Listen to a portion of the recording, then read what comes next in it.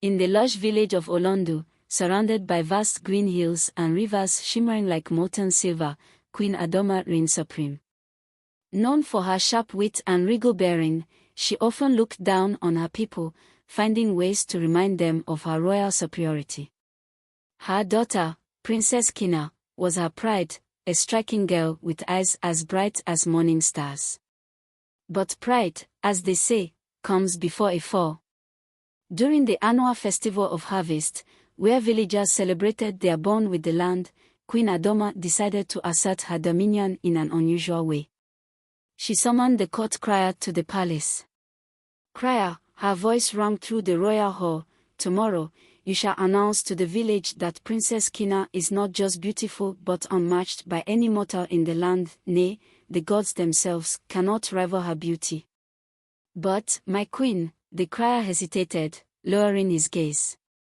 "The goddess of the land, Bonu, values humility. Surely, such words—" "Silence." Queen Adoma cut him off, her gold-adorned hands clenched into fists. "Do as I command. Let these peasants know their place." The crier obeyed, his trembling voice carrying the queen's boastful decree through the village. The next day, the villagers gathered at the festival, whispering amongst themselves. "Did you hear what the queen said about Princess Kina? She dares compare her to the goddess."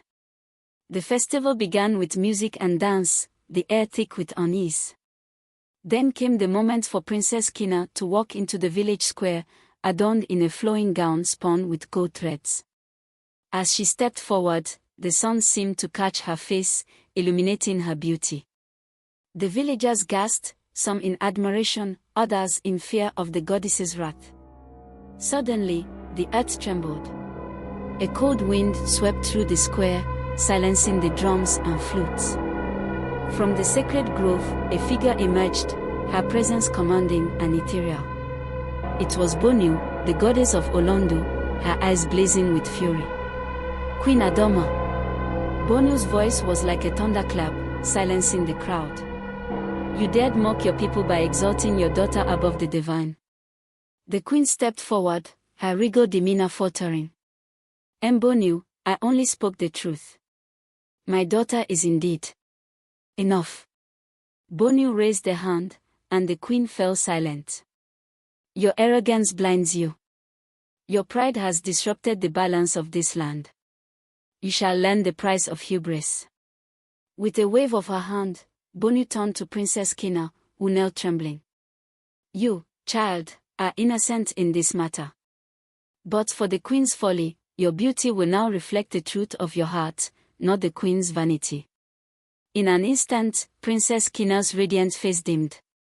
Her features became plain, unremarkable. Gasps of shock rippled through the crowd.